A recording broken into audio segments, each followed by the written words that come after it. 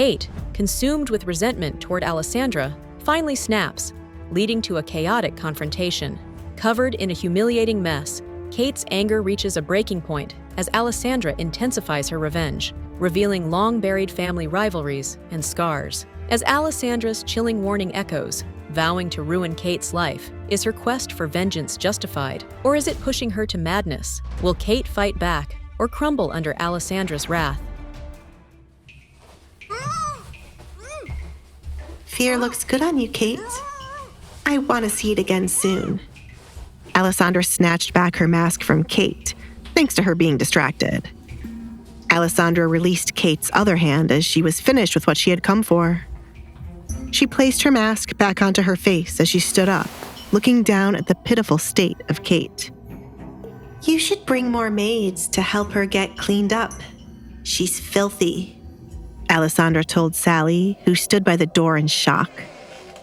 Sally had never once witnessed anyone bring this much shame to Kate. Kate was normally the ringleader, the one to embarrass others, but now she lay naked in shit. It was a good sight to her, and for once in her time working here, she liked Alisandra. Alisandra did what no other person could when it came to Kate. Hello? Alisandra waved her hand to get Sally's attention. It was evident the maid was enjoying this, but if she wanted to keep her job, she should move quickly to help Kate right now. I am going to tell my mother and father of this. Kate sat up, fuming with rage. Never in her life had she been so embarrassed like this. A baron's daughter was not meant to be treated like this. Not by someone like Alisandra. Not even by the king himself. Please do. But you seem to forget one important detail. Father can do nothing while I am to wed the Duke. He'll simply say you deserved it and laugh it off while your mother bites her tongue. Do you really want to waste your breath? I've been in your position too many times, and it's better to just shut up. If Edgar calls this marriage off, then you're dead. Do you not realize that? Be careful with what you do now, Alisandra. Men change their minds so easily when a better option comes along, and then you'll be trapped with us again. Kate could hardly wait for it to happen. She'll get rid of the confidence Alisandra was starting to have and make her timider than she was before. I know how easy men can change their minds, Kate. I've heard of your suitors marrying your friends instead. Goodbye. Alisandra proceeded to leave the bathroom. The stench was starting to become overbearing, and it would no longer be a good day if she spent too much time with Kate. Just in case Kate was stupid enough to retaliate again, Alisandra knew it was best to return to her room to pack up and hide everything that was valuable to her. My lady. My lady? Kate glared at Sally. A personal maid wasn't useful if they were only going to stand to the side while someone threw literal shit at their master. You are fired. Send someone else to do your job right now. She threw the dirty cloth she wiped her body with at Sally. How many people are they going to fire? Alisandra muttered as she exited Kate's bedroom. The house is already empty. The cooks act as servers. The gardener acts as the coachman. And next you know, we'll have a cow thinking it also has to be a horse. Alisandra didn't know what her father could be doing with his money for the house to be in such a state. The amount of money he spent on the party would have been enough to turn things around. He did all of that expecting the Duke would find interest in Kate, but it did not work. Why couldn't they have taken Kate to a place the Duke frequents, instead of spending so much money? Alisandra shook her head. They were depending on Kate's marriage to turn their situation back around, but the best person to do that was now marrying Alisandra. Unless Kate has a flash marriage, I will be the one to save this house. But The Duke does not care for my father to give him a large sum of money, Alisandra thought to herself. I don't want to ask the Duke for any money either. It's best to let my father drown himself with what he created, Alisandra whispered. Still, Kate's marriage could save them. Alisandra didn't know what to do as of yet. It had not been long since her engagement to Edgar. It's better to take time to plan rather than rush things. It would be better to slowly ruin them than to get it over quickly. To ruin them quickly would not be satisfying enough for Alisandra. Reaching the hall leading to her bedroom, Alisandra decided to go outside to check where Kate had buried the kitten and her mother's dress. It wasn't hard to find the spot, as it was the only patch of dirt piled up outside like an anthill. Alisandra stared down at the hole in which her mother's dress was buried. She was tempted to dig it up, but if she did, Kate would have won. Getting down on her knees to dig back up the hole after making Kate do it would make Kate happy. I'm sorry, Mother. Alisandra apologized as she made the decision to leave the dress as it was. It is with the kitten who kept me company while you were away. This might be better than me wearing it. If you ever return and wish to have it, I shall dig it up myself and place it back into your hands. I have some of your belongings saved for when you return, so I can give them back to you. If you can't return for me, return for your belongings. When I do give them back to you, you should apologize for leaving me here with my father. You should have a good explanation for why you ran away and left your daughter here, or I shall ruin you along with my father.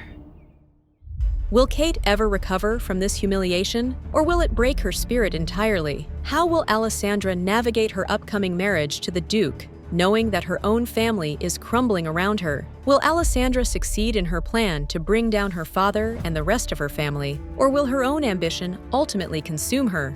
Alisandra stands over the grave, grief and defiance battling within her. Kate, humiliated, lies broken. This is just the start. Revenge is planted, and Alisandra will nurture it coldly. Will Kate recover? Can Alisandra navigate her marriage and her family's downfall? Will her ambition consume her? Alisandra never forgave her mother for leaving her while she ran away from her marriage. Still, Alisandra sat patiently, waiting for her mother to remember the daughter she left behind and to come back for her. She wanted to hear what excuse her mother would have and how she would make up for it. It's unfair for me to have two bad parents, Mother. I'm putting faith in you to return and ask for forgiveness.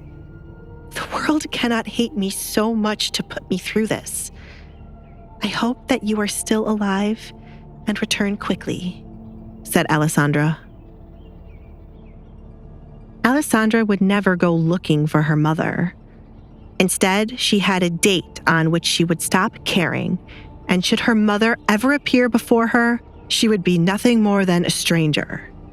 Then, she would truly believe the world hated her enough to curse her with this life.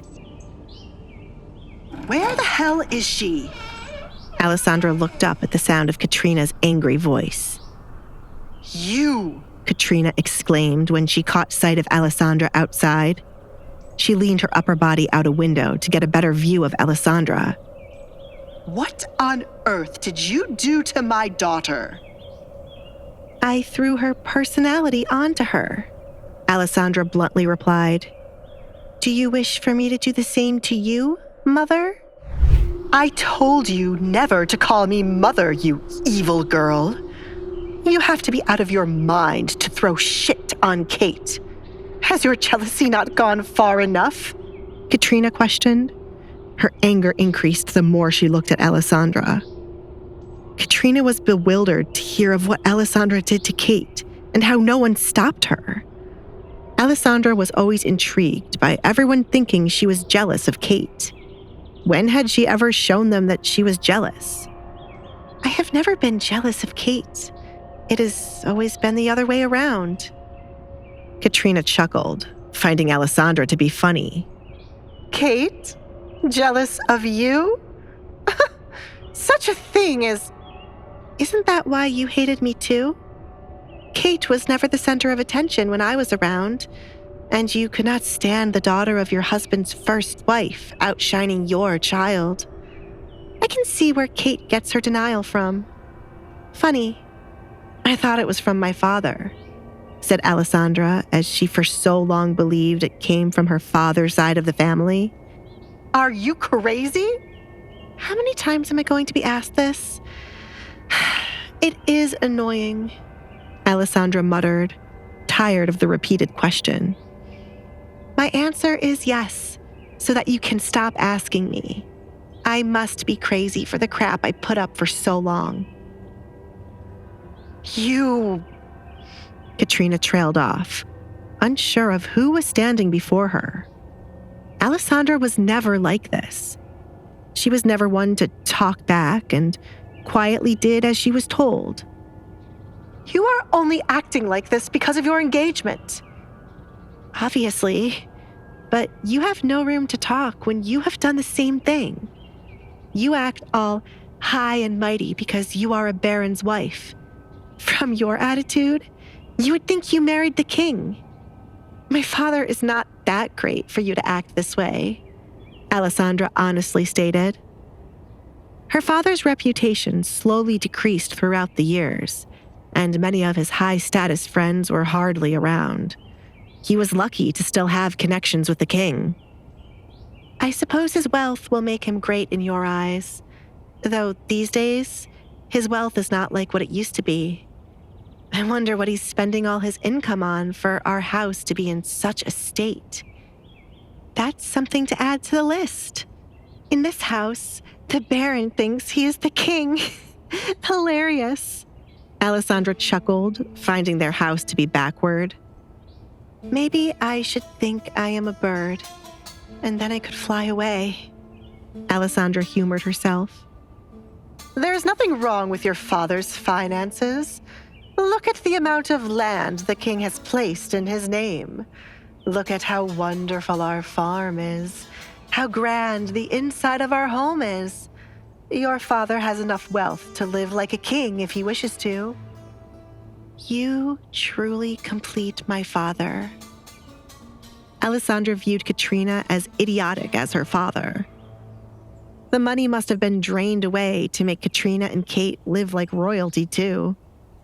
Her father married a wife he could not afford to keep for all these years, and then they made a daughter who was no different from the mother. Alisandra, once a docile and obedient daughter, has transformed into a sharp-tongued rebel, mirroring her mother's rebellious spirit in unexpected ways. But will this newfound defiance empower her, or will it ultimately lead to her downfall? How will Alisandra's growing defiance impact her upcoming marriage to the Duke? Will it strengthen her resolve, or jeopardize her future?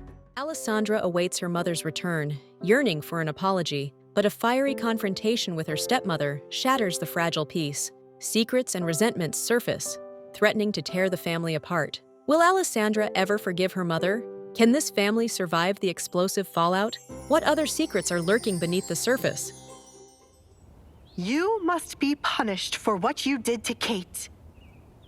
Alisandra looked away from a delusional Katrina. Why? I was punishing her for burying my mother's dress when she was only supposed to bury the kitten. Katrina did not care about the awful dress. Still, I'm tired of you talking so much, Katrina. You agitate me. What on earth have you become? Do you really think you can be this way because Edgar threatened your father? I will not allow my daughter to be embarrassed by the likes of you. Stay there. Katrina ordered Alisandra while she would make her way outside. I'm not a dog. Alisandra started to leave, not wanting to hear what else Katrina had to say. Is this really their way of trying to be nice to me? They couldn't last one day. Alisandra, do not run away from me. Katrina yelled as she arrived outside, only to find Alisandra leaving. Are your eyes not working? I'm not running away. I am gracefully walking away, Mother. Alisandra would keep using the word mother as long as it annoyed Katrina. In the past, it was the only thing she could do as revenge for Katrina. Stop right there. Katrina picked up both sides of her dress to run after Alisandra. Alisandra was highly amused when she looked back to find Katrina was chasing after her. It was quite the sight, as it was odd for Katrina to be running around. Wow, was the only thing she could say. Alisandra! Katrina grabbed onto Alisandra's shoulder to stop her from hurrying away. I told you to stay right there. Alisandra smacked Katrina's hand away from harshly gripping her shoulder. Do not touch me, Katrina. Kate had what was coming for her for messing with my mother's dress. If anyone was to ruin that dress, it would have been me. Instead of always trying to punish me, you should spend more time teaching your daughter manners before she ends up old and alone. The Duke won't always be guarding you, Alisandra. Men change their minds so easily. So, Kate learned that from you. Why am I not surprised? Since that is what the two of you believe. I shall hold on to him forever, Katrina. I said... Alisandra caught Katrina's hand when it was raised to slap her. Do not touch me. I am tired of being your punching bag, she screamed, tiredness of her torture evident in her voice. Alisandra gripped Katrina's hand, pushing it back until Katrina winced from the pain. Since you came here, I have tried to have nothing but positive thoughts. Do you know how hard it is to not fall into the deep end and let my negative thoughts consume me?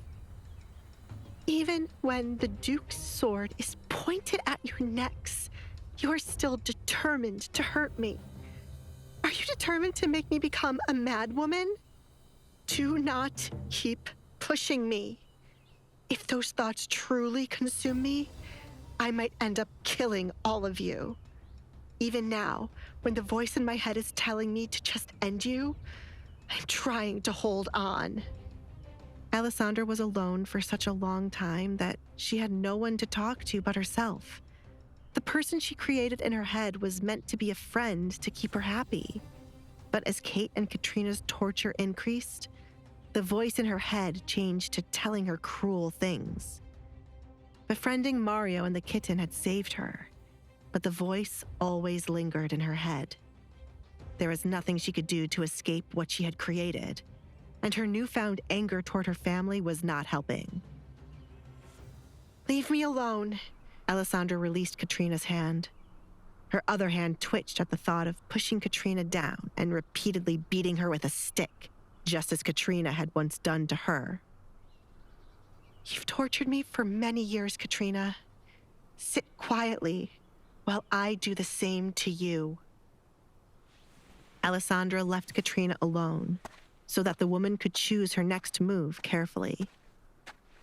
Katrina could either chase after her again, but face retaliation far worse than what Alisandra had just done to Kate, or walk away and endure what was to come.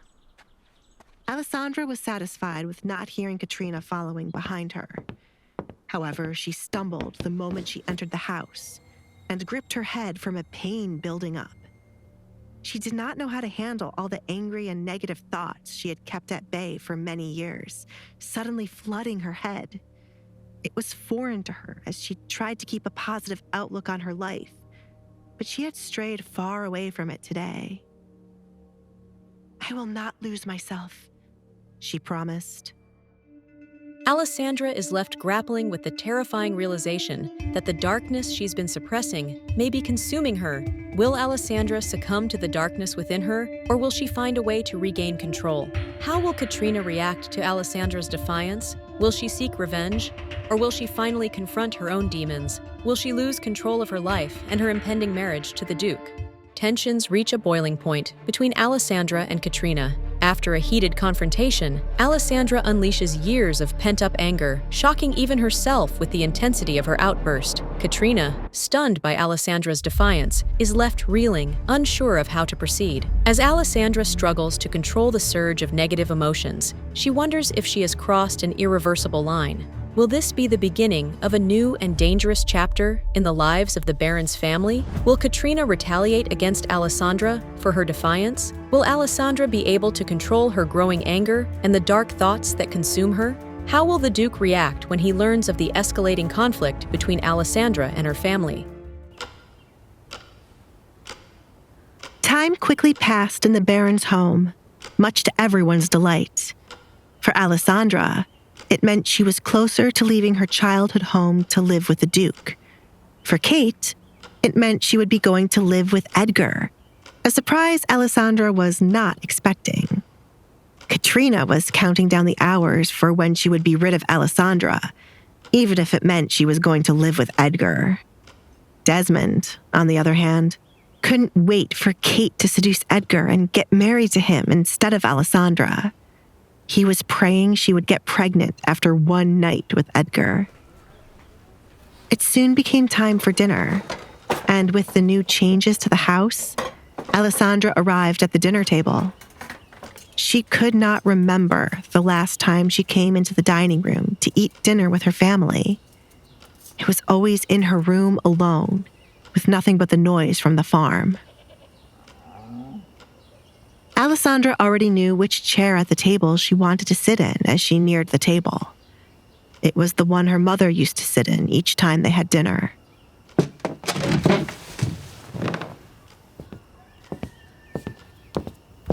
Alisandra? The butler, James, stopped in his tracks as he entered the dining room to find Alisandra sitting at the head of the table. In his absence, he learned that Alisandra had been proposed to by the Duke, and now she was able to roam around the home as she pleased. Even though Alisandra was engaged to the Duke, James knew Katrina wouldn't be happy to see Alisandra sitting there, so he proceeded to make her move. My lady, it would be best for you to sit elsewhere. Perhaps here. He approached the table to pull out another chair. Alisandra looked up at the butler and the seat he was holding out for her. I prefer the one I am in. Why do you think I sat here? But I am not moving. Alisandra stood firm on where she wanted to sit. You should finish setting the table before the others arrive, rather than wasting my time. James was at a loss for words, with Alisandra not moving. It was already odd enough for her to be seated at the table, but now the way she acted was different. Katrina will not allow you to sit there. He switched his tone to something more gentle. He was merely looking out for Alisandra. I have a feeling she won't mind. Can I get a glass of water when you go back to the kitchen? The pitchers here are empty.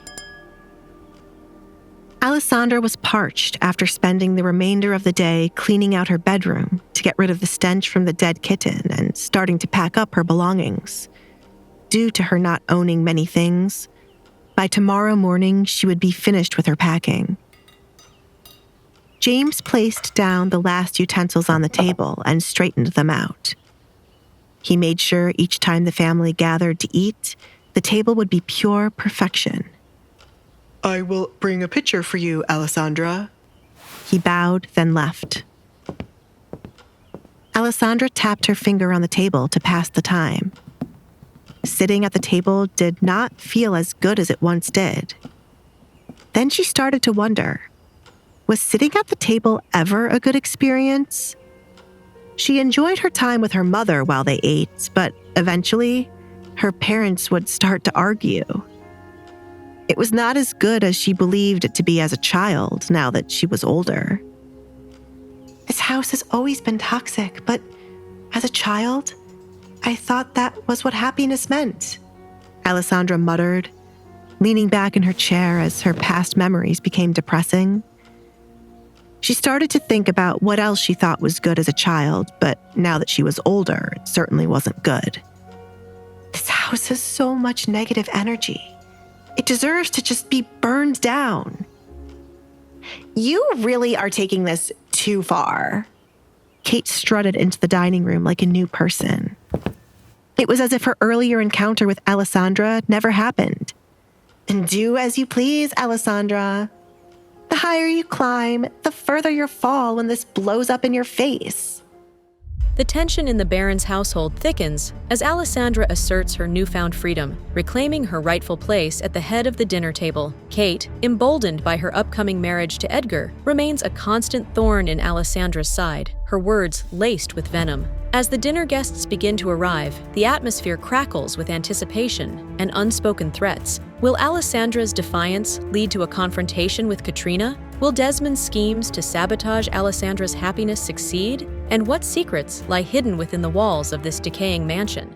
Time flies within the Baron's household, bringing Alisandra closer to her departure for the Duke's estate, and Kate closer to her inevitable marriage to Edgar. While Alisandra prepares to leave the suffocating atmosphere of her childhood home, Kate plots her own ascent within the family, fueled by a simmering resentment towards her sister.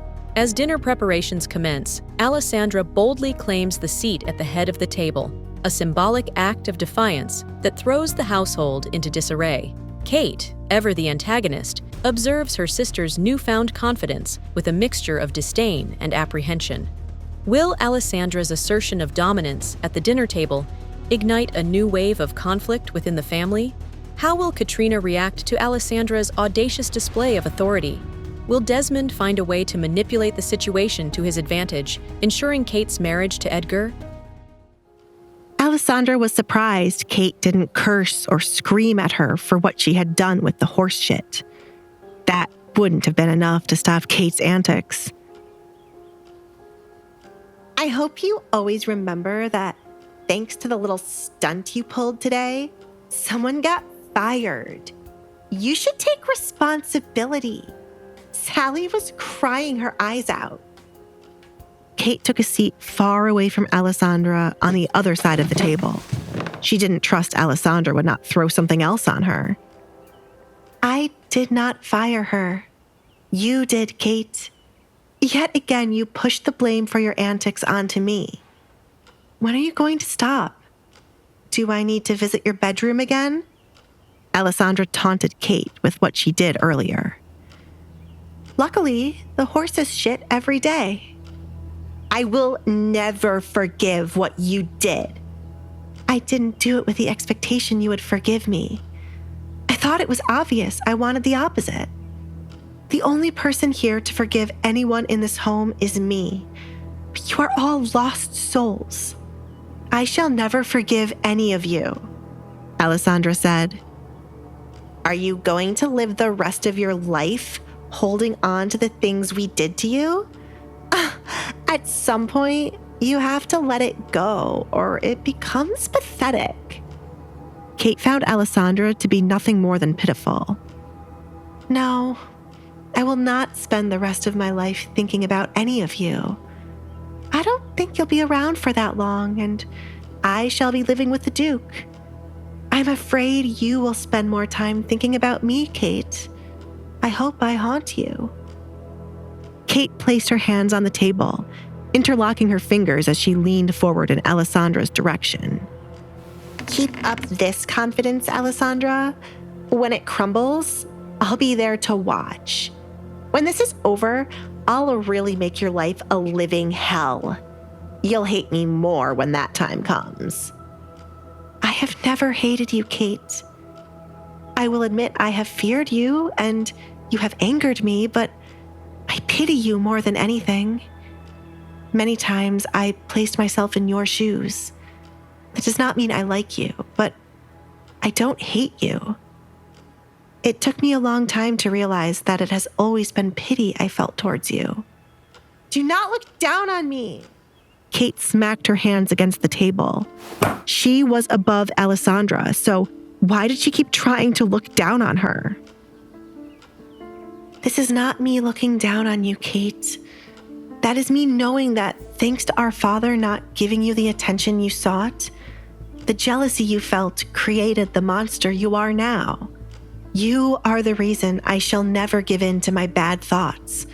I never want to be like you, Kate, Alisandra stated, glad she held on to who she was. Says the person who threw shit on me. Yes, you're really a saint. How could I forget that? I am not jealous of you, and I have never been in the past. I don't know what delusional memory you have of your childhood, but I suggest you get rid of it right away. It's making me pity you, Kate said as she wanted to be the one looking down on Alisandra. Alisandra had no issue with Kate pitying her, as she did not care about what Kate felt towards her. That is fine. I can't believe Edgar made the decision to propose to you. Ugh, what an idiot. James, please bring me one of my father's best wines. Kate rubbed her temple to calm her nerves. She spent so much time trying to understand Edgar, but failed. He's an idiot because he didn't pick you?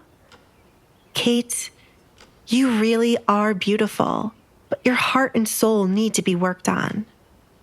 Alisandra viewed Kate as one of the most beautiful people she'd ever laid eyes on. But Kate's personality was horrible. It was why she had such a hard time keeping a suitor. They all left as soon as they saw past her beauty. You! What is this I hear about my wine? Desmond questioned as he entered the dining room with Katrina by his side. Alisandra, why are you sitting there? In Desmond's eyes, Alisandra had positioned herself at the table as if she were the lady of the house. Desmond's arrival, like a thunderclap, shattered the fragile truce. Alisandra, defiant yet vulnerable, held her ground. Kate, seething with a mixture of rage and humiliation, remained locked in a silent duel with her sister. As Desmond's gaze swept across the scene, a flicker of unease crossed his face. Katrina, ever the observant one, seemed to hold her breath, sensing the storm brewing. Will Desmond intervene in the escalating conflict between his daughters? Will Kate's threats finally come to fruition, plunging Alisandra into a living hell? Will Alisandra's fragile peace with her past shatter under the weight of Kate's relentless torment? What secrets lie buried beneath the surface of their strained relationship, and how will they unravel? Tensions boil over between sisters Alisandra and Kate. After Alisandra's prank involving horse manure backfires spectacularly, Kate, furious and humiliated, unleashes a torrent of insults and accusations. Alisandra, surprisingly, remains calm, revealing a surprising insight into Kate's motivations, a deep-seated jealousy and a lack of parental affection. Just as the confrontation reaches a fever pitch, their father, Desmond, enters the room with Katrina, leaving Alisandra's fate hanging in the balance. How will Desmond react to the explosive scene between his daughters? Will Katrina intervene to defend Alisandra or side with her sister? Will Alisandra's pity for Kate ever evolve into something more?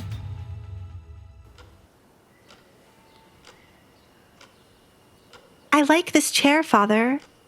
Is it really a big deal with me being here?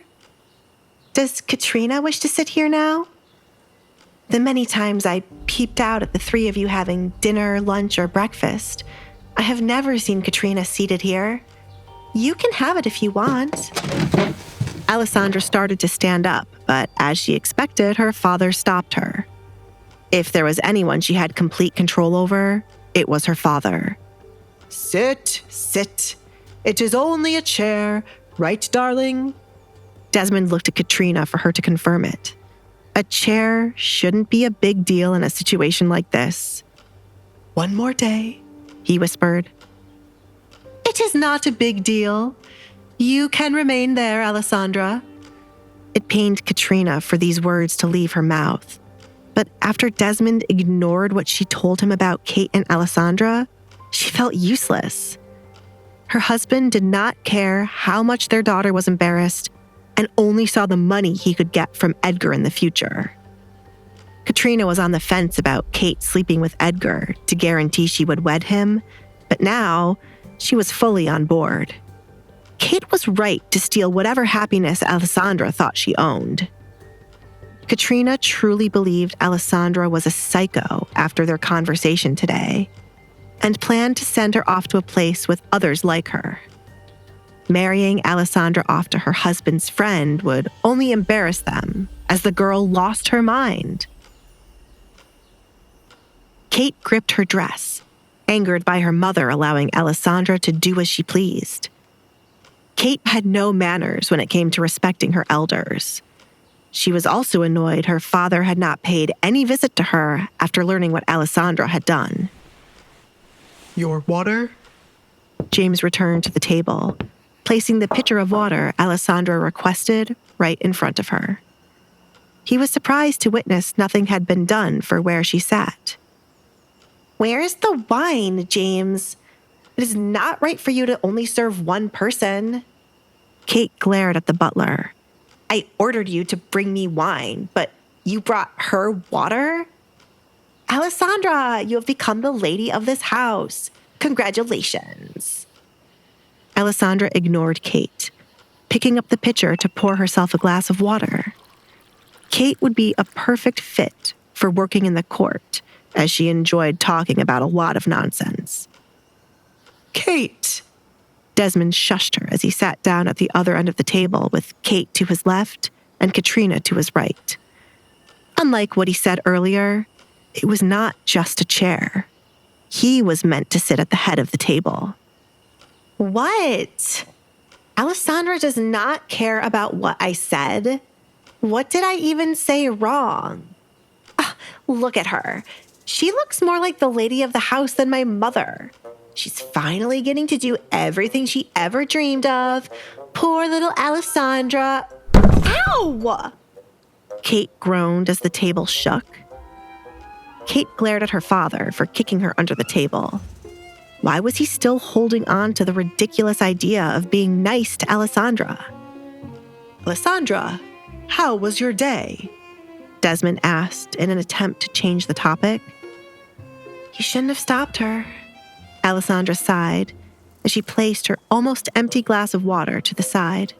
"I am not going to be comfortable with Kate pretending to be nice when I know what she's really like. I am also not comfortable with you suddenly caring about my day, Father. I would prefer if everyone just shut up." For once in my life, I agree with her. I can't pretend to be nice to her even if someone were to pay me. We should just continue as we have always been. Or you should be the only one nice to her, Father. If anything, it's your love she wants the most. She grew up with parents who didn't love her," said Kate. The dinner descends into a chaotic spectacle, with Alisandra's blunt honesty and Kate's venomous sarcasm clashing against Desmond's desperate attempts to maintain a semblance of civility. Katrina, trapped between her husband's ambition and her daughter's escalating animosity, remains frozen, a silent observer in the brewing storm.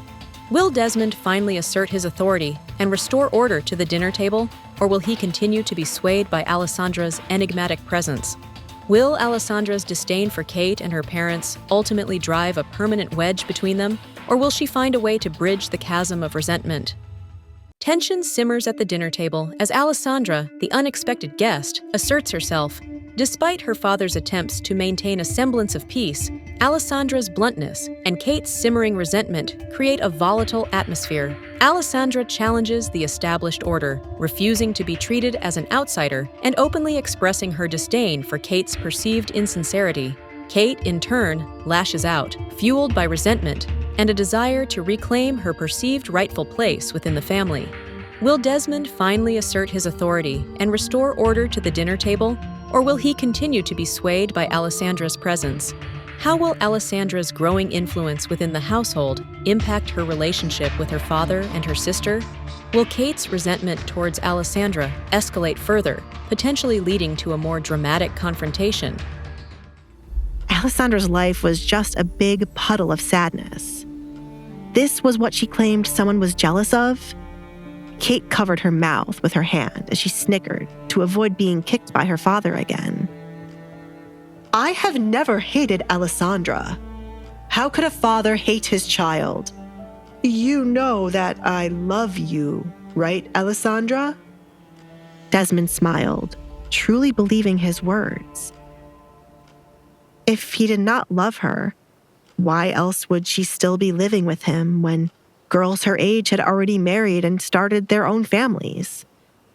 I know you love me, Alisandra replied, watching as her father's smile widened. From what I viewed love to be as a child, you do love me. From the way you ignore me, look at me with disgust whenever I show myself to your guests by accident, how you allow others to treat me, how you think the Duke could not have fallen in love with me, that is your love. It is how you were with my mother. I can only compare it to a mother's love, but it's not like that was much better. Mother ran away, leaving me here with you. I think I've only experienced the bad kinds of love, but it is still love, right? Ugh. Desmond didn't know how to respond to Alisandra's confession. He was certain he had treated her right by keeping her with him after all these years. Any other person would have gotten rid of her. I have kept you sheltered here for many years. That is your duty as a father. You are meant to protect your child. Father, after the incident, you were the first one to look at me with disgust. It was you who wanted to hide me away and fed into the rumors of me being cursed, even though you knew the truth. I am sheltered here not to be protected, but for your friends to not see me, Alisandra replied. Keeping her here was not a grand favor when she wanted nothing more than to run away and live somewhere else. Did he really think she liked being here to be tortured by his wife and daughter? If only he had stopped the rumors in the early, or at least stopped what happened to her face, then she would have long left this home and probably be married to someone by now. Katrina couldn't take any more of Alisandra crying and complaining about her life. You are well above the age to get married.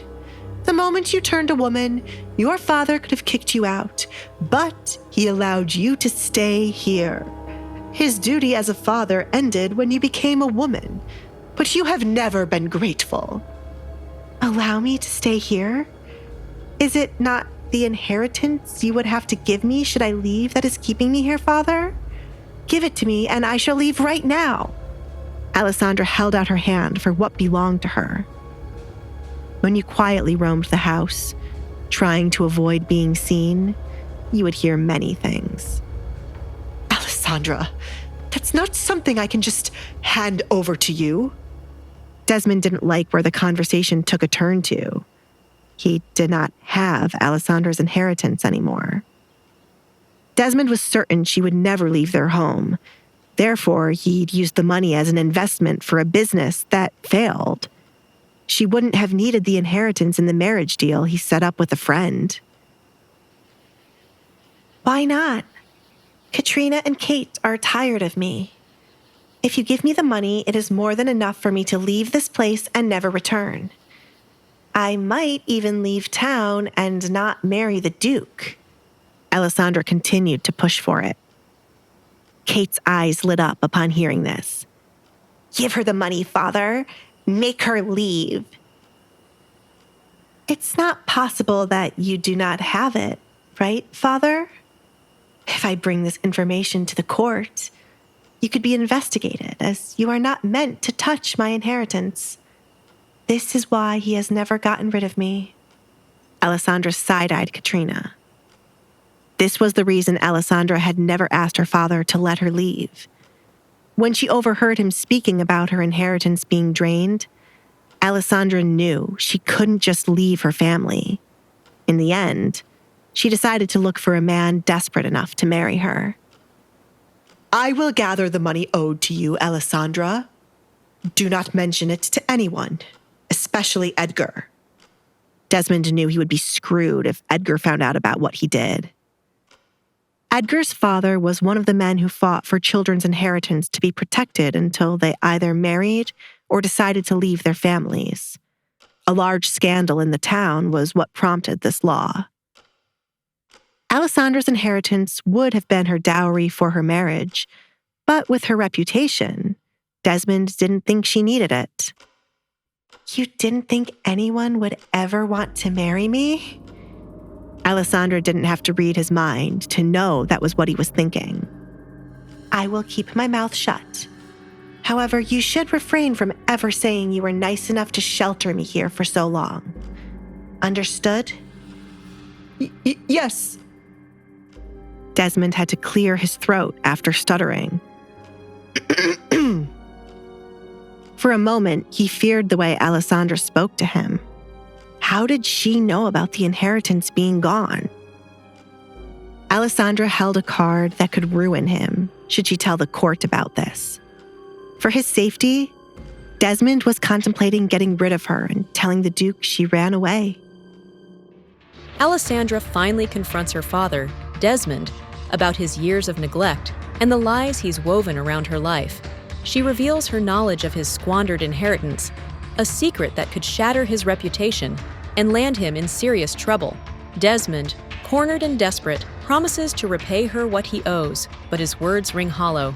As Alisandra walks away, a chilling realization dawns on her. Her father, the man who was supposed to protect her, may now be a threat to her own safety.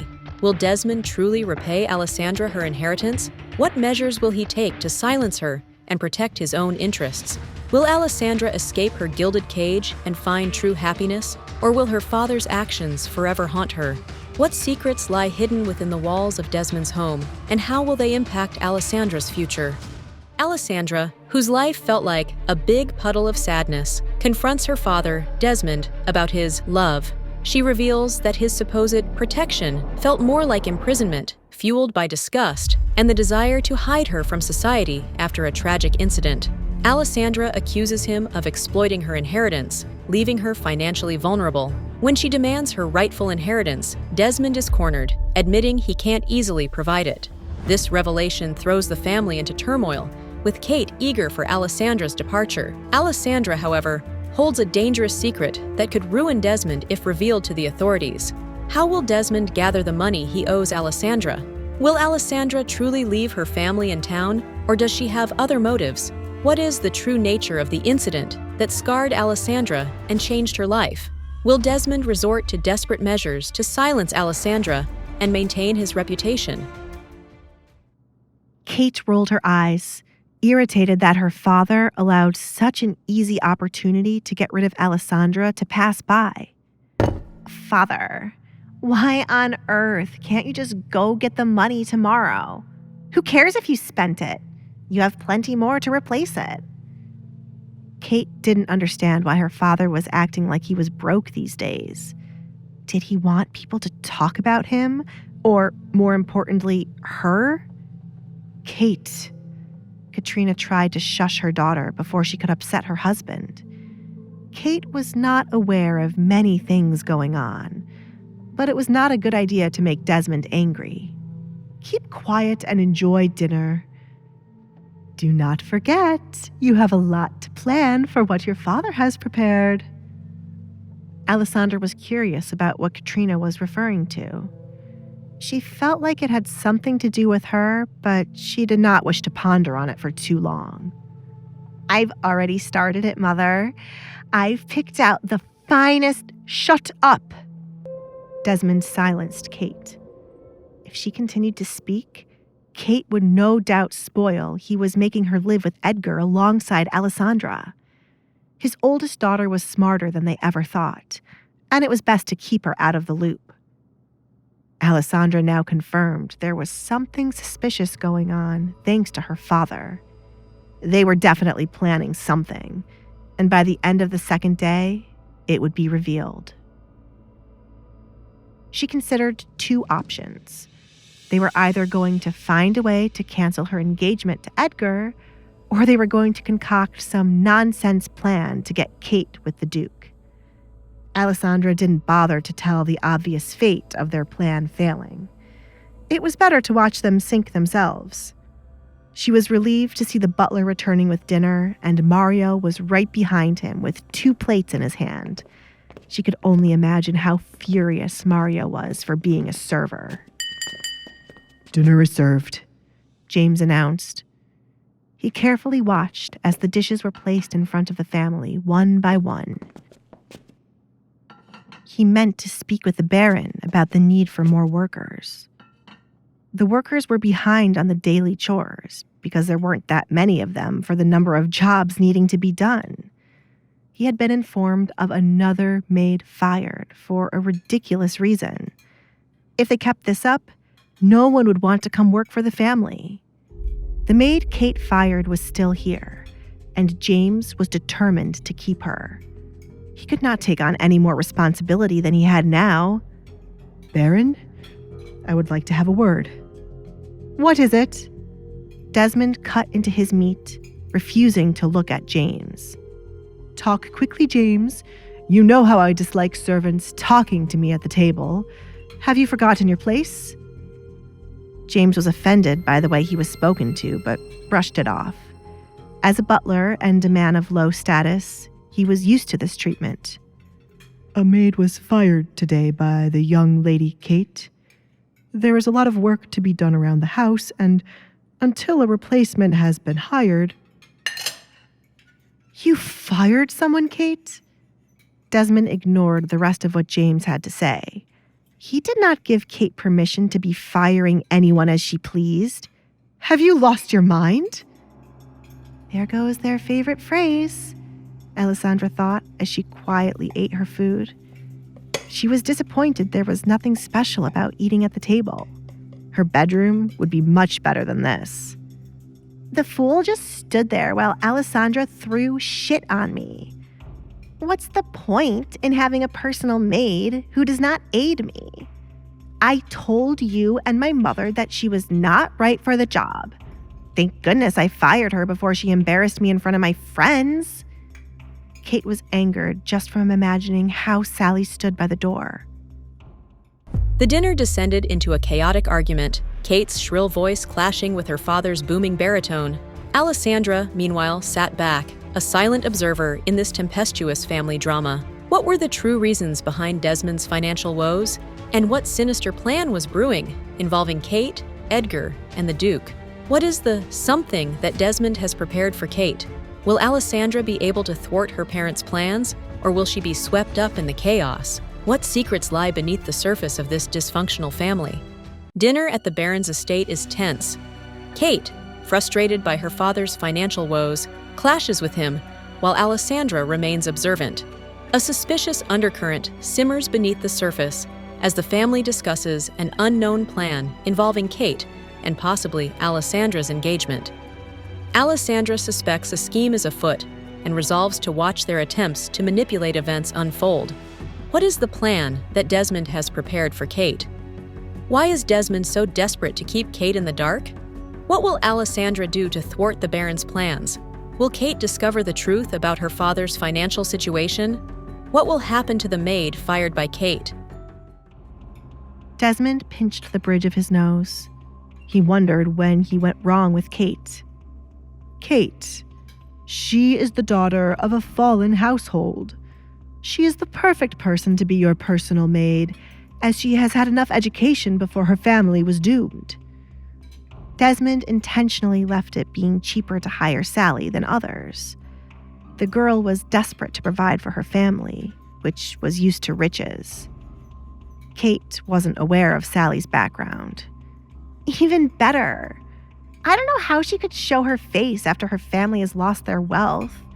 She should have learned from Alisandra and hid her face. I don't want someone who fell from grace beside me, she chuckled. I wasn't aware that was the type of background the girl had, Katrina said to Desmond. She agreed with Kate now that she knew this. How many things does he hide from me? She wondered. Desmond's usefulness was running out the more secrets he kept from Katrina. The love she forced herself to have for him was slowly disappearing now that his wealth wasn't that grand. There was no reason for her to continue having a husband. The girl stays. James, inform her of it right away, Desmond told the butler. He was not going to allow Katrina nor Kate to change his mind. This was practically Kate's 100th personal maid, and he was not going to let this one slip by. "Father!" Kate whined. She looked to her mother for help, but her mother shook her head. "Very well. I shall make her quit." Kate had many ways of getting rid of someone she did not like. If Sally wanted to stay, she would have to endure what Kate sent her way. "I'll take her." All three heads turned to Alisandra, now remembering there was a fourth person at the table. Alisandra was in need of a maid, someone to report to her what was being said by the workers and family members when she was not around. "I am in need of a personal maid. I shouldn't wait for Edgar to provide me with one." "Not my maid," Kate disagreed, as if she had not been the one to fire Sally in the first place. You are in need of a maid. Desmond now realized this fact. "Father!" Kate could not believe her ears. A moment ago, he was forcing her to keep the maid, and now he was handing her off to Alisandra. "I want her!" "You cannot give Alisandra what is mine." Can I have the girl or not? Alisandra didn't want to prolong knowing if she would be given Sally as her personal maid. As a lesson for Kate, Desmond decided to go against what she wanted. "James, tell the girl she is now Alisandra's maid." "Yes, sir." James bowed, then went off to find the girl crying her eyes out over the loss of her job. Kate pushed her chair back, creating a skin-crawling sound at the wood chair screeching against the floor. "I have nothing to say to you." Kate walked away from the table, preferring to be alone before she said something to her father she would regret. "Katrina, teach that girl some manners," said Desmond. Katrina gripped her fork as she heard the faint sound of Alisandra laughing. Not too long ago, Alisandra told her to teach Kate manners. For her husband to do the same was embarrassing. Katrina refused to say anything to fuel Alisandra's growing ego. "Baron, a message has arrived for you." James hurried back to the table. The Baron had warned him many times to alert him right away when this person tried contacting him. "No more interruptions, James," Desmond said as he took an envelope from James. His eyes went wide, and his skin turned pale once he saw the name written across the back of the envelope. The message came from none other than William Lancaster, the man who wanted Alisandra. The Baron's face, once flushed with anger, now paled. The letter, bearing the ominous seal of William Lancaster, sent a tremor through him. What could Lancaster possibly want? Was it a threat? A demand? The Baron, a man of power and influence, felt a chill creep down his spine. He clutched the letter, its contents a mystery, a ticking time bomb threatening to shatter the fragile peace within his household. What is Lancaster's message? How will the Baron react to Lancaster's demands? Will this disrupt the fragile power dynamics within the household? Will Alisandra finally get her revenge on the Baron and Kate? And what will become of Sally, caught in the crossfire of this escalating conflict? Desmond, seeking a cheap and desperate maid for his spoiled daughter Kate, hired Sally, a girl from a fallen household. Kate, unaware of Sally's background, immediately disliked her. However, Desmond insisted on keeping Sally, much to Kate's chagrin. Unexpectedly, Alisandra requested Sally as her own maid. Desmond, in a surprising turn of events, granted Alisandra's request, infuriating Kate. As Kate stormed off in anger, a message arrived for Desmond, bearing the name of William Lancaster, the man who desires Alisandra. Desmond's face paled as he read the message, leaving everyone wondering about the contents and its implications. What is William Lancaster's message to Desmond? How will Alisandra react to becoming Sally's mistress? Will Kate find a way to sabotage Sally, even if she's no longer her maid? How will Desmond's secret dealings with William Lancaster affect his marriage and his family? "James, prepare the carriage for my departure." Desmond quickly shoved the note back into the envelope after he read the contents. William was summoning him to talk about Alisandra once again. Carriage? Who is the letter from? Why are you going to someone at a time when you are meant to be eating dinner? Desmond! Katrina's words fell on deaf ears as Desmond stood up to leave. This is more important than dinner. Take care of the house while I'm away. Desmond left the table in a hurry to get to William. Katrina sighed, looking at the food Desmond barely touched on his plate. Kate had left the table, and now her husband, too. She enjoyed having dinner with the two of them, but now it was returned. Katrina glared at the person responsible for dinner being ruined. "It is my fault," Alisandra said before Katrina could blame her for the table being so vacant. "I can control Kate's feelings to make her leave, and I live a double life as the person who sent my father the letter." I do not need your sarcasm, Katrina spat. Alisandra played with a potato on her plate and said, "Your eyes looked to me as the reason dinner was ruined. I thought it was only fitting I tried to make up the most stupid way I could be the one to ruin dinner. This family truly needs to learn to take accountability for their actions." Ha! Katrina scoffed. Never would she have ever imagined getting lessons from Alisandra. Then why are you pushing what happened to your face onto someone else? I never said I wasn't responsible. However, your daughter has a share of the responsibility when it comes to my face, and I will not let her forget it. I hate to ruin dinner further, but I do not wish to waste my time sitting here with you. Good night, Mother. I am not your mother. Katrina gritted her teeth. With Alisandra leaving, she was the only one left at the dinner table. Instead of leaving, Katrina took her knife and fork to start eating. I worked so hard to get a baron's attention for this kind of life. Who should I make my next move on? Katrina started to plot her next move.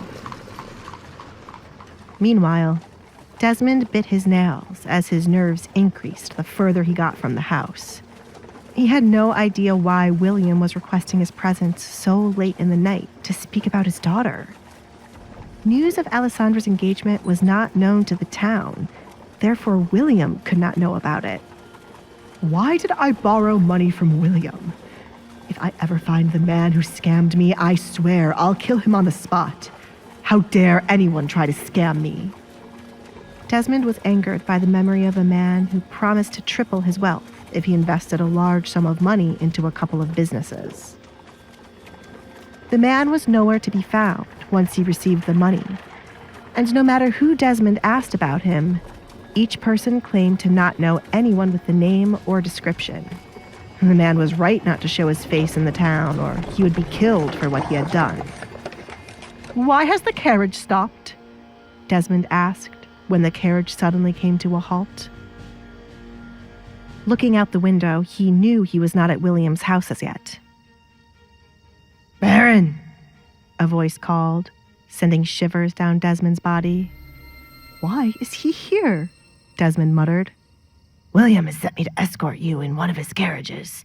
You should feel honored, you sly dog."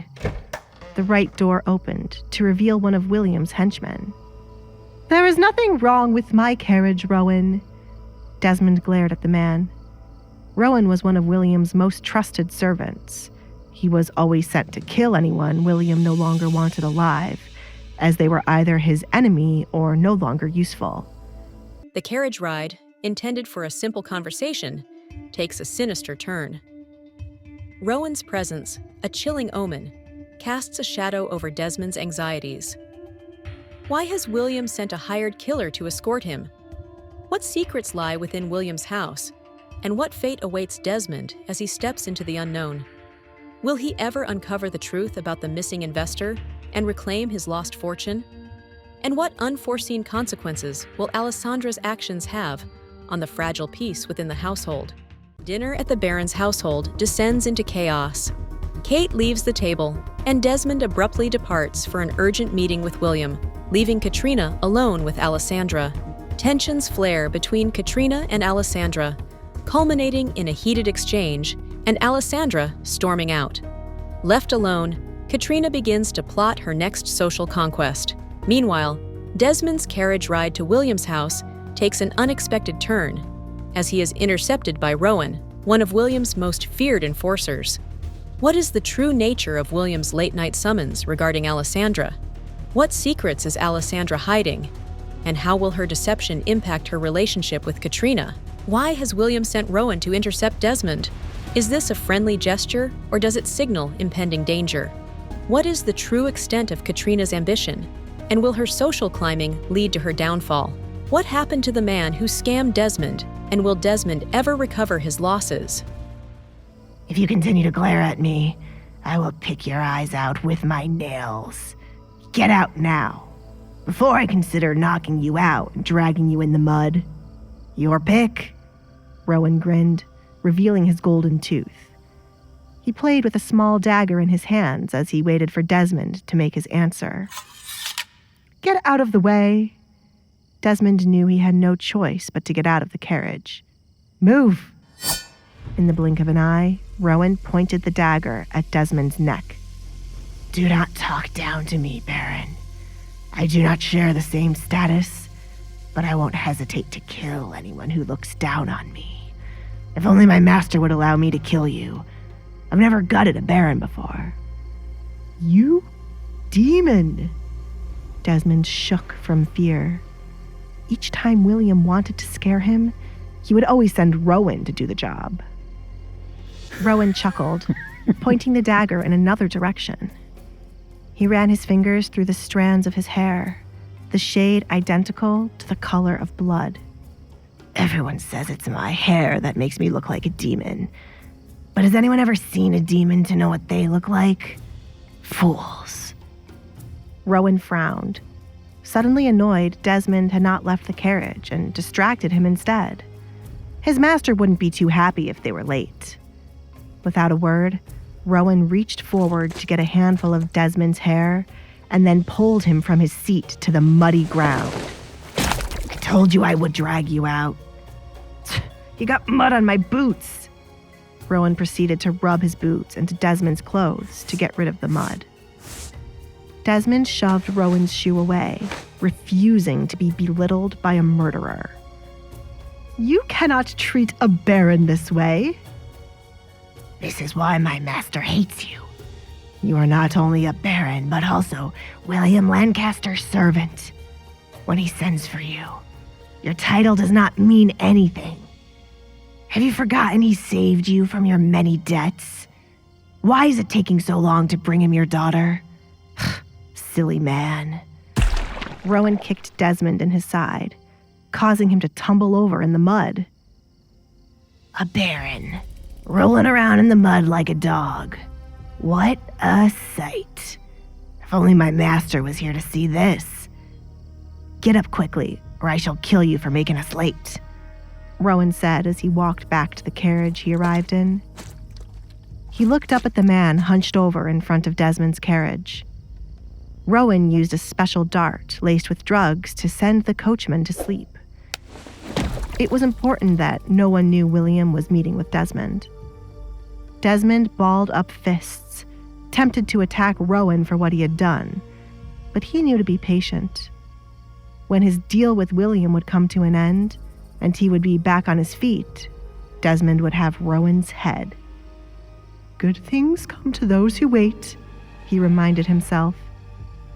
This phrase helped Desmond in a time of hardship, and the reward for waiting was so close he could almost taste it. Alisandra marrying William would benefit him, as Desmond had a bright idea to kill his longtime friend after land and money would be placed in Alisandra's name. It wouldn't be too hard for him to snatch them away from Alisandra and place her back into hiding afterward. The problem with the plan was Edgar. Desmond got to his feet, ignoring the mud on the clothes he paid a fortune for. If William desperately wanted Alisandra, he was the perfect tool to use to push Kate into Edgar's arms while Alisandra got married to William instead. Things are suddenly looking up. Desmond smiled, walking up to the carriage William sent for him. He wasn't too happy about sharing it with Rowan, but, as the man said, William ordered Rowan not to kill him. What took you so long? Rowan yawned, due to waiting for Desmond for so long. I will place the blame on you if he asks what happened. Desmond refused to say anything back to Rowan and quietly sat in his seat.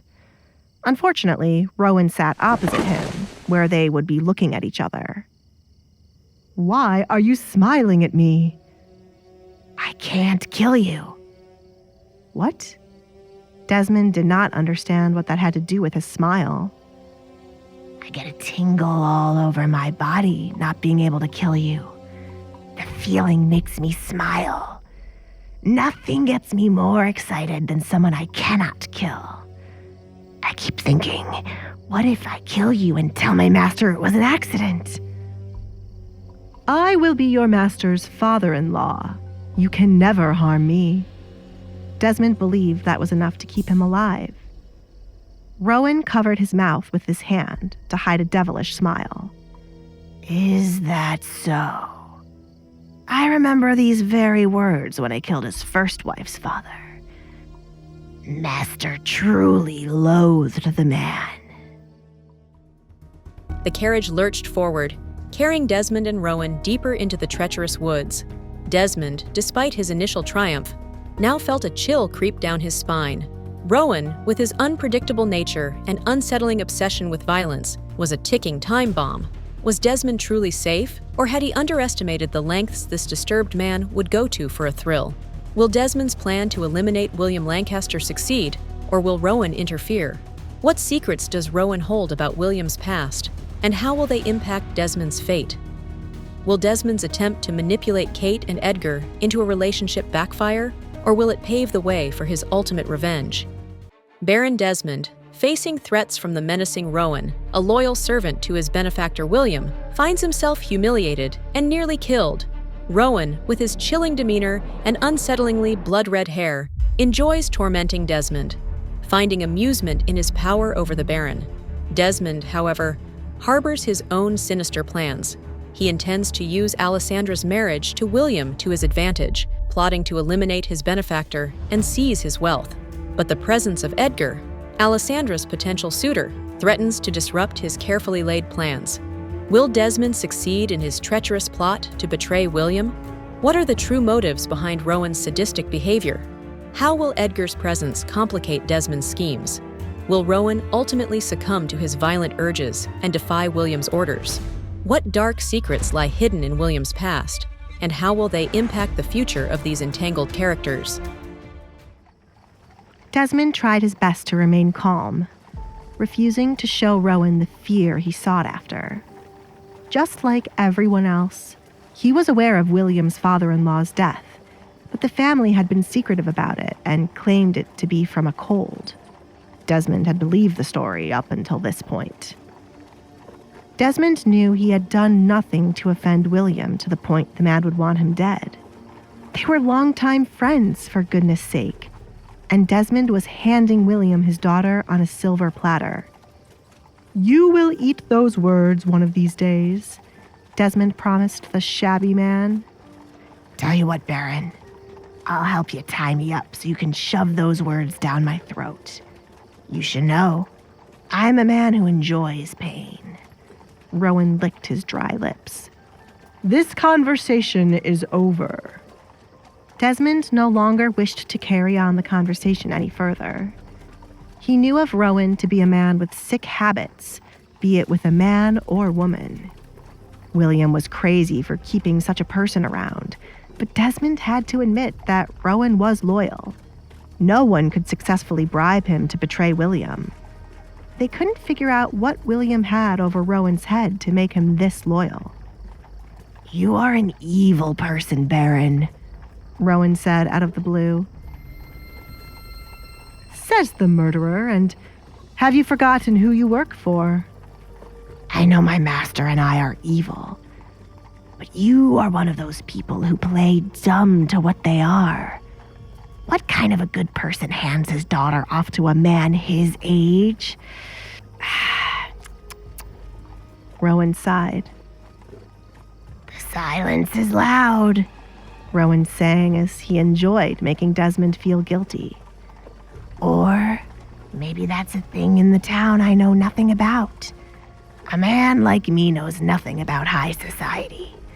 Do you care to enlighten me if this is a normal thing? Are you trying to tell me not to send my daughter to William? Desmond asked. Of course not. William wants her. Therefore he shall have her. But I was expecting a father to have principles, you know. Stop looking down on me when you are not a good person, Baron. I kill people, and you trade your daughter for money. We are evil brothers. Rowan chuckled, stomping his feet against the floor as he found himself to be funny. He's crazy, Desmond concluded. Alisandra was saving their house by becoming William's wife. He was setting her up to be the wife of one of the richest men in the town. Duke Edgar must be playing with her feelings, as Kate was a woman more suited for him. Desmond wouldn't put it past Edgar to propose to Alisandra only to make Kate jealous, and Alisandra fall for his trick. His poor daughter. Home sweet home.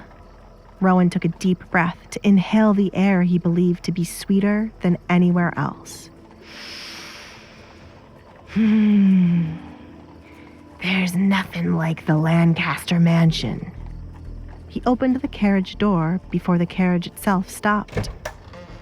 Desmond scurried to the other end, afraid he would fall out of the door. His heart rushed while Rowan jumped out of the carriage, laughing as if he couldn't have hurt himself. He never wanted to see Rowan again after tonight, for he could accidentally kill the both of them with his recklessness. For the first time since he had left home, Desmond felt truly relieved when the carriage stopped. Baron, we are already late. Trust me, you do not want to upset him. I am coming, Desmond said. He made a mental note to have the doctor visit him tomorrow to check on his heart. Desmond stepped out of the carriage, his legs trembling. He had just endured a horrifying conversation with Rowan, a man who seemed to revel in the darkness that clung to William's household. The chilling implications of Rowan's words echoed in his mind. We are evil brothers. Was Desmond truly as monstrous as he claimed? Had he sold his daughter's happiness for wealth, blinded by ambition? The imposing Lancaster mansion loomed before him, a symbol of both his daughter's future and the unsettling alliance he had forged. As he approached, a wave of dread washed over him. Will Desmond ever truly be able to reconcile with the choices he has made? Desmond, despite his outward calm, is deeply unsettled by Rowan's unsettling revelations and accusations. Rowan, William's unsettlingly loyal enforcer, hints at a sinister truth about William's father-in-law's death and subtly implies that Desmond's motives for marrying his daughter off to the wealthy, much older William are less than pure. Desmond, increasingly disturbed, grapples with the implications of Rowan's words, questioning his own actions and the fate of his daughter, Alisandra. What is the true cause of William's father-in-law's death? Is there any truth to Rowan's accusations about Desmond's motives for marrying off his daughter? What is the nature of William's hold over Rowan? Will Desmond be able to protect Alisandra from the potential dangers within William's circle? What are Duke Edgar's true intentions towards Alisandra? As Desmond exited the carriage, the gloomy atmosphere of William's mansion greeted him. It was no wonder Rowan liked the place so much. It was a place where you'd occasionally hear crows warning you to turn back. Desmond cautiously followed behind Rowan, regretting not listening to his wife telling him to stay and enjoy dinner. At least he would have eaten before William would find and kill him for not showing up. Desmond envied how grand William's house was as he entered. There was a time when he had more wealth than William, But William somehow came out on top after the years. Rowan and Desmond eventually came upon William sitting in a large chair, similar to a king's throne, at a dinner table with a woman to his side. I have brought the Baron to you, master. Rowan announced their presence. Well done, old friend! William raised a glass filled with wine to Desmond. It's been so long since we had a chat. Forgive me for being unable to wait until the morning to summon you. I sent Rowan to you as a kind gesture. He does not normally escort my guests. Normally you kill them, Rowan, he chuckled. Desmond faked a laugh to remain on William's good side. The William before him right now was nothing like the person he knew in the past. It was true. Money could change anyone. William Lancaster, who was once small and shy, changed into a large, buff man after his countless hours of training. His head was covered in white hair, and so was his beard. But that did not mean you should ever underestimate him because of his age.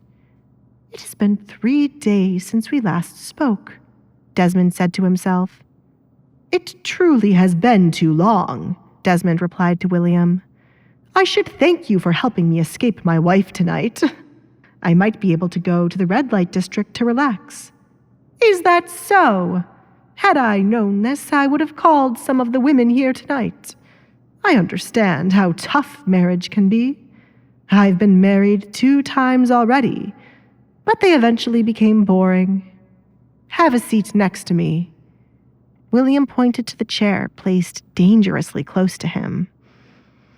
All the other chairs were spread out where guests were an arm's length apart, but this chair was right by William. If you insist. Desmond took the seat with caution. How is the wife? He asked, looking at the woman at the table. Somewhere in the house, crying her eyes out, William sighed.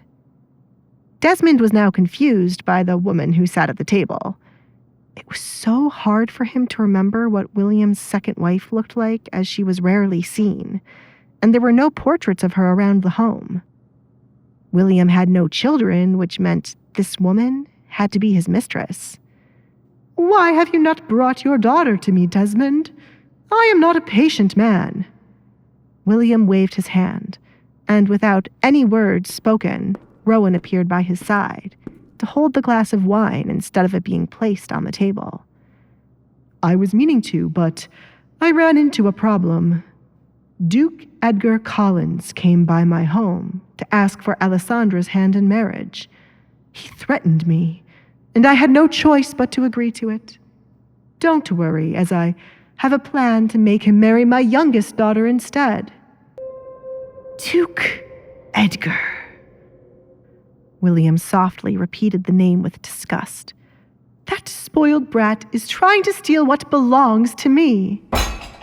William hated Edgar from the bottom of his soul, along with Edgar's father. They were always meddling in others' affairs, implementing too many laws, and having their companions thrown into jail. Alisandra will become your wife either way. Oh, wife? William chuckled as the words left Desmond's mouth. You misunderstood my words all this time, my friend. I do not wish to make your daughter my wife. I am a collector of many things. The rumored curse girl shall make an excellent addition to my collection of women and items. If I am bored, she shall perform as a mistress. I remember her being beautiful as a child, therefore her face cannot be that bad. Bring her to me tomorrow, said William. But Edgar... Desmond winced as William grabbed his left thigh and squeezed it. Desmond, you have 2 choices since you are my friend. 1, you pay me back half of the money I have already given you by tomorrow. 2, you bring me your daughter, and I will give you the rest of the money debt-free. If you cannot pay me back what I gave you by tomorrow, Rowan shall pay you a visit. What is your decision? I will bring her to you tomorrow, Desmond made up his mind. Edgar and William were both terrifying men, but Desmond was more afraid of William at this moment as he was looking to kill him right now. Good choice. William released Desmond's thigh. Stay and have some food, my good friend. Desmond sat frozen, his blood running cold. The jovial facade of their reunion shattered, revealing the chilling truth beneath.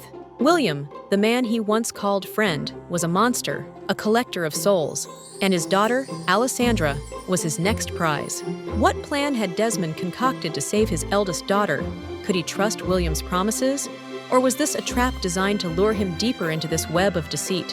And what horrors awaited Alisandra within the confines of William's macabre mansion? Besides the Baron, everyone else has retired for the night. Once the kitchen is cleaned up, all of you may return to your quarters. We have a lot of work to do tomorrow. Run along. James clapped his hands, dismissing the servants he gathered in the kitchen. Every day we have a lot of work. Have you spoken to the Baron about getting more workers? At least one more maid and person to help out in the kitchen. Mario spoke up. He was tired of working 2 jobs, but only received 1. I have brought it up to the Baron, and it will be further discussed in the morning. The Baron will not want to hear of it when he returns. Let's wait and see how tomorrow goes. Sally? James called to the previously fired maid. You are to be by Alisandra's door early in the morning. Is there no other work I can do instead of being her maid? I can... Stop right there. James held up his hand, a signal he made to stop the workers from going against what he told them to do. You should be thankful you aren't working under Kate. Matter of fact, you should be thankful to still have a job. Welcome to the real world, where you have to do things you do not like. But there are many rumors surrounding her. How can I be her personal maid? Sally was deeply worried about her future with Alisandra. What if others start making up rumors about me? They'll say I am cursed too. That is nothing for you to concern yourself with. Either accept Alisandra or Kate. Keep in mind that Alisandra is engaged to the Duke, and there is a possibility you will follow her to his residence until he shall hire her a personal maid he trusts. Hold out till then, and as the payment will be better, said James. James knew Sally had come from a fallen household, so she was new to recognizing the opportunities presented to her and how to use them to her advantage. Alisandra was no longer just the Baron's daughter. She would soon become a duchess if she successfully married the Duke. It was a time to latch yourself onto Alisandra so you could follow her to the Duke's home. If he could, he would follow her in a heartbeat. But still... Sally trailed off, unsure if that was worth it. She already had many people talking about what happened to her family. If you fail to be by her door when morning comes, I shall have you working under Kate again. Keep in mind, Kate is not happy with you. You've worked under her for a year. Do you wish to go back to her? James knew this would persuade her. No, I'll be good with Alisandra in the morning, Sally replied. Good. James turned on his heel to retire now that he had checked off everything he needed to do before bed. Why is everyone here so draining? He rubbed his temples as he walked. I need to find another job first, or maybe I should just quit. James didn't care that the job wouldn't be a butler position. Anything was better than working for the Baron, as his talents were being wasted here. He was not appreciated and was overworked.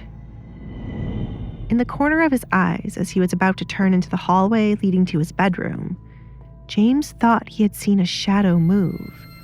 But as he stared at where the shadow had been, no one seemed to be there. He blamed what he saw on how tired he was and continued to walk on. Why is my door open? James muttered as he found the door of his bedroom slightly opened, as if someone had been in it, and as they left, the door had not closed all the way. Did someone steal my money?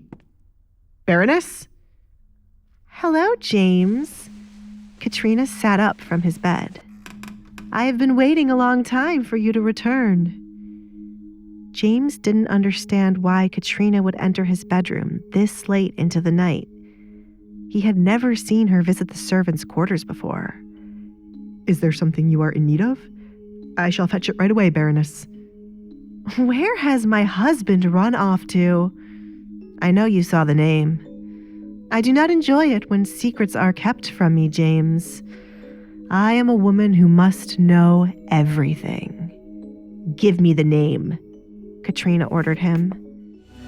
Hey, I'm Alisandra. If you're wondering what happens next, download the Pocket FM app now and listen to the exciting episodes of The Duke's Masked Bride.